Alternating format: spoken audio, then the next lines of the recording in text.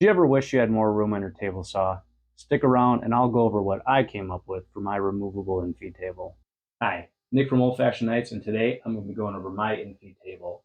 One of the nice things about job site saws is that it's a lot smaller than your contractor or cabinet saws, and if you're someone like me with a limited work area, it allows you to easily get in and out of the way when needed.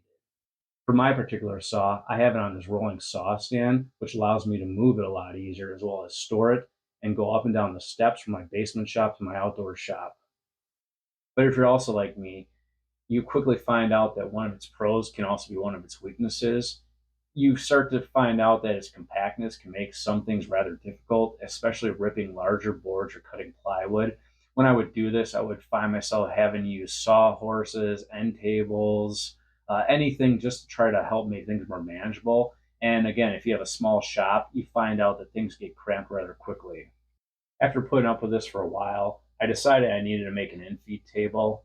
I looked at some designs online, and uh, I didn't want to do anything that involved major modifications to my table saw. I didn't want to drill into it or do any heavy modifications.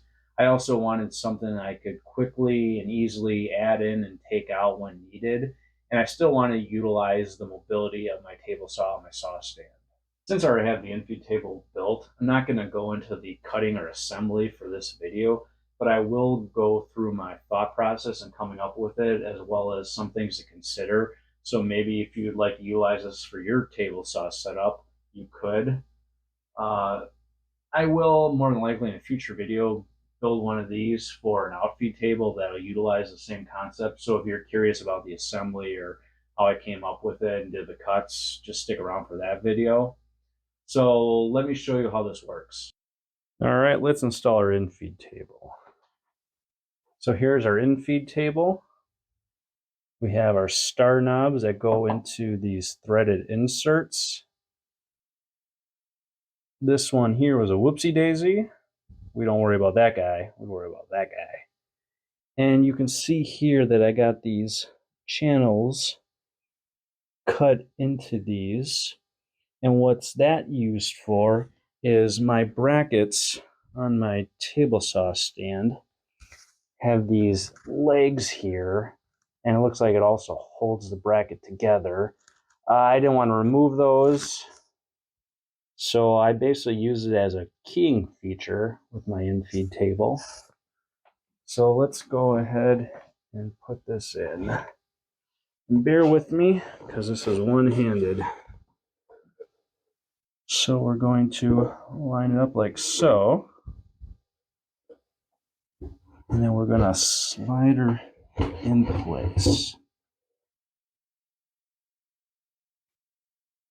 And you can see that these upright supports on the Infeed table also act as stops to the bracket to prevent it from going any further and hitting the table saw.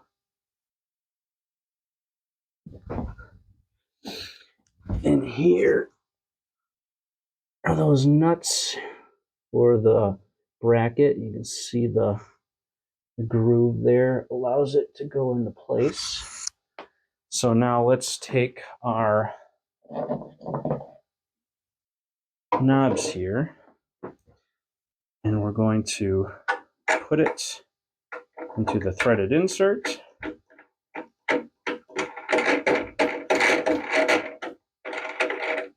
Tighten it down like so.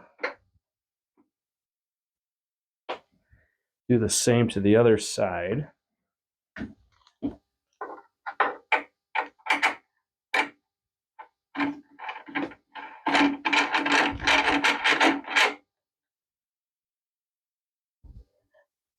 And it's tightened down.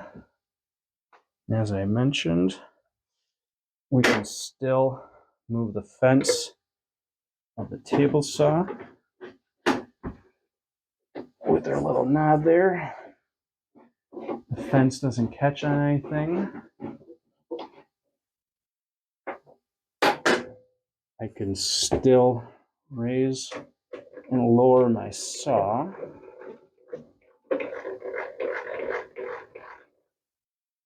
And verify saw is unplugged. Access the on-off switch no problem.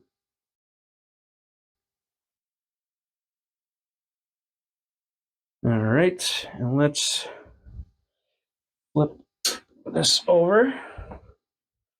You can see the infeed table is still secured. I can drop down my saw stand.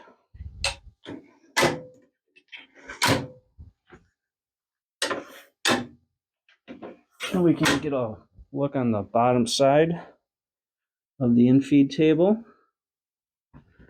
And you can see while it's resting down like so, the infeed table does not contact the ground. The saw stand feet there do, so we're not putting any pressure on the infeed table. And we can continue to move our saw stand like so and put it where we need with the infeed table still attached. Okay, here I am in SketchUp where I created a model of my infeed table. I'll go over my thought process as well as some things to consider when designing or creating your infeed table. I have the dimensions listed on the drawing or the model itself. So if you're curious, here's where those are. Now, when designing my infeed table, I wanted to add miter slots, which means they should align with the miter slots of the table saw. Now, I could have designed it in a way that I could align it myself and manually aligned the miter slots to the table saw, but I didn't want to do any of that monkeying around. I just wanted something I can quickly and easily put into my table saw. So for my setup, the brackets of the saw stand are slotted, and they fix the secured set points on the frame of the table saw. So for this reason, this is the why I chose to mount my infeed table to those brackets. Now the table saw can slide along those brackets, but the distance between the two brackets should be constant. So with that in mind, I basically took those two pieces and designed from there. So I used these two pieces to hold those legs together. And I mentioned too that the saw stand was slotted, which I use it to my advantage, where I use some threaded inserts as well as a T-handle to secure it to those slots. And I'll link those in the description. And basically just kept designing up. I have these columns here.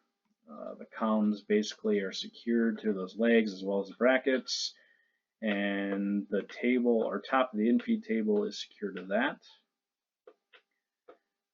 And then when laying out my miter slots, I just ended up taking a level, securing it to the top of my table saw, and I used that as a guide to run my palm router across, and basically created my miter slots from that method.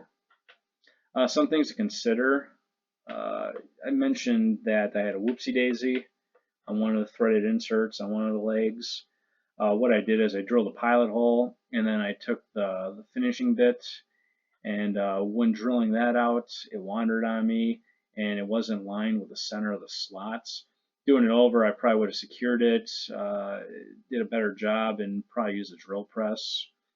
And the other thing too, I have the top of the infeed table secured to those columns with deck screws.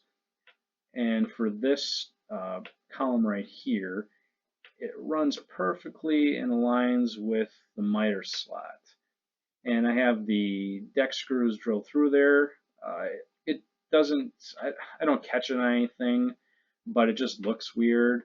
And if I had to do it over, I probably would have added a separate piece to this column and basically ran the deck screws through that. But other than those couple issues, the infeed table has been real nice to me. It helps out. It's an extra surface area to work with. I can throw my push sticks on there, extra tools. It just make things a lot easier, especially if you have a cramped shop. So I mentioned too that I would be building an outfeed table in the near future. So if you're curious about that, Stay tuned. I'll probably use the same method as I did for the Infeed table, where I use those saw stand brackets. And it might be a little bit different because I plan on having the Alfie table being a little longer than what I have for the Infeed table. So thanks for watching, and if you have any ideas, just leave it in the comments, or any thoughts of your own, or any critiques, feel free. And I hope this sparks an idea in some of you. All right, thanks. Bye.